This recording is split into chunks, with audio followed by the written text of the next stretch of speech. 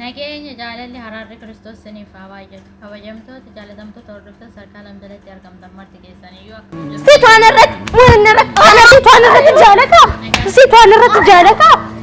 Situ situ tai situ ayu situn irratti jaalata. Situn irratti jaalata. Situn irratti jaalata. Situn irratti jaalata. Situn irratti jaalata. Situn irratti jaalata. Amma booda ija keessa baas. Ayu. Kabbai. dhugaa dubbachuudhaaf biyoon gad deemaa jira. Ammoo nama bira naaf taatee jiru sheer naaf godhaa isiniin jechuun jaaladha. Tiiktookii miti qophii linkiin jiru waan ta'eef iyyuu sheer naaf godhaa komantii naaf barreessaa isiniin jechuun jaaladha. Gizee hunda akka wantoota laalee keessaa madaalee naaf ta'uu dideem irratti hin deebi'a. Dantaqa wannaa isiniin jechuun jaaladha. Asumarraa naan sudaa fi masaanuun lama waliin jaalattu waan ta'eef iyyuu hayyuu mijayyoo akkamiin akka ishiin tumtee gadhiistee akkasitti eenyu jettee argitanii jirtu. Ani immoo iyyuu hundarrayyuu kan nagaarrame kan micayyitti osoo hin taane wanti na dhibe gizee tokkicha gidduudhaan viidiyoodhaallee walitti deebina waan ta'eef iyyuu jechuudha. Jaalata. Situ ayu situ tai situ ayu situn irratti jaalata. Situn irratti jaalata. Situn irratti jaalata. Situn irratti jaalata. Situn irratti jaalata. Situn irratti jaalata. Amma booda ija keessa baas. Ana garuu baay'ee isaanitti tolee baay'ee saadas na jedhee isiniin jechuu jaaladha. Maaliif jennaani gizee tokko ayyuudha jechuudha malee micayittii miti immoo yookaan dasna goote nama goddanyaa kooti jettee hiriyaa kootettee hicciitii gabaasteetti himtee wanta hundaan itti dhiyaattee wanta hunda isaa jechuudha. Ishiin gaafa duraa argitan yoo ta'e ayyuu wanti kun sirrii miti maalii miti jettee shoojiniin haasaa turte. Odoo sin ta'e goddanyaan ta'e sin jala deebitee dhuftee jechuudha. Kanayyuu maali kun ija shaboodha na dhiqatanii guddisa badanii ani hin beeku dhaloota ammaa kana wannuma isaatiiyyuu sin jechuun jaaladha. Hanna mana keessan dhufanii to goddanyaan ta'e goddanyaadha jettee to kan ati akka eenyutti ilaaltu gaafa dhuftee abbaa manaa kee jaaladhee abbaa manaa keetirra jaalalli na qabe gaafa ishiin jettu deemmoo gizee ishiin haasoftu tokko akka nama eenyu bakka simmee taawii taatee jaalalaan eenyu taatetittiin akkamiin akka ishiin haasaa jirtu jechuudha. Inna maal jechuudha kun maaltu isinitti dhaga'ama? Ayyuun kan namsa hin baasan iyyuu wayi beetti. Ana ta'e dabaddabaadhaan hin dhiisu ndee dhugaa waaqa ammam differennatiidha koo ammam nama tuffiidha malee waan biraatii miti inni kun tuffiidha malee jechuudha. Innaa kanaan immoo iyyuu kanadhaan namte deemtee kanaan iyyuu hin ga'u hundarrayyuu isa guyyaa irraa osoo hin taane isa bunee wajjin hin dhaqaniitu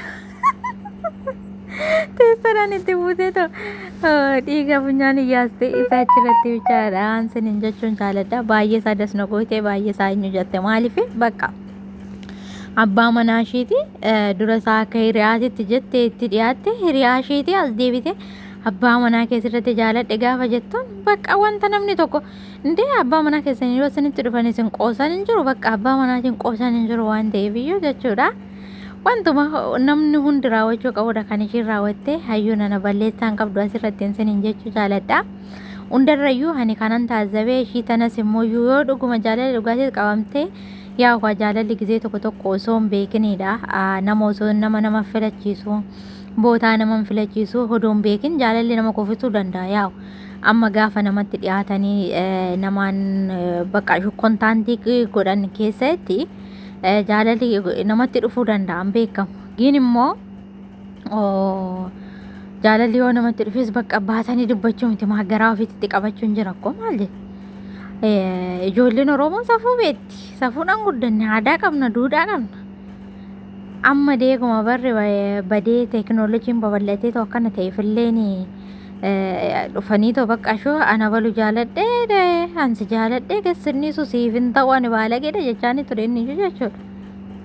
Irri du'ee sirratti hanqalamaa bakka maaliif gizee tokko kanaatiyyuu ani warri shamarraniitis nuti amantaan kee kan biraati jennee amantaan isa kan biraati bakka qabeenya yoo qabaatee jiree bakka namni tokko yoo jireenya gahaa tokko qabaatee jireenya gahaa kan jiraatu ta'e giddii nama sana abbaa manaa godhatanii wajjin jiraachuu qabdu.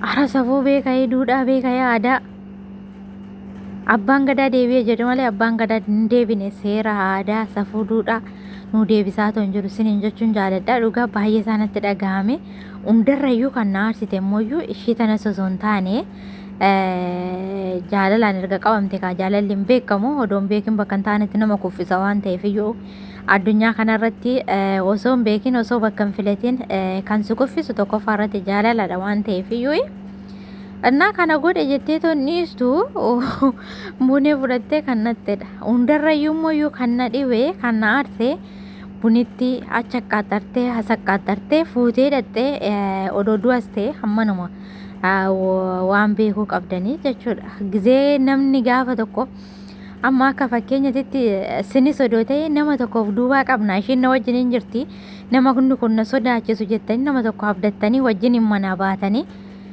gaafa si waa tokko taatan namni sun gaafa sin irratti gatee toodhe jechuun maal sinitti fakkaata maal sinitti dhagahama manaa fiddee dhuftee ichi galabaa jettee harrabsaa turte booda isaa galabaadhuma san jala kaatte ishiin maal rakkatte maa dubbii walii gadi xaxxi maa dubbii achi xaxxi maa dubbii as xaxxi anaan kan naa galuu dide bunitti maaltu dhibe manaa mana ishiitti digdee baate miti ammas baddeetoo jirti dhirsaan ajajamtu bultii namaa jiruu namaa keessa ammoo maaltu ishii galche arras immoo xiffiidha saadoon gizeetti naa kennu baay'ee isaa dasna jedhe dhugaa waaqa እንዴ እቺ አሮጊት ሸቃልነት ነው የምትገባ ጀት ሰራተኛ ተውኔ ደግሞ ሰራተኛ ተውኔ ጭቡ ደግሞ ሀጣቲ ቀበቴ ፈካቴ እና ወንሞንዱ ማፍዩ ዋቀይ ፊት አራራሙ ሲን ጀቹ ጃለዳ ሀዩት ያተመለን እኔ ሲኔ tokko lama isaaniitiin abbaa manaa keetiin kan dhufe gombisii xaffa deebise jechuun jaalladha.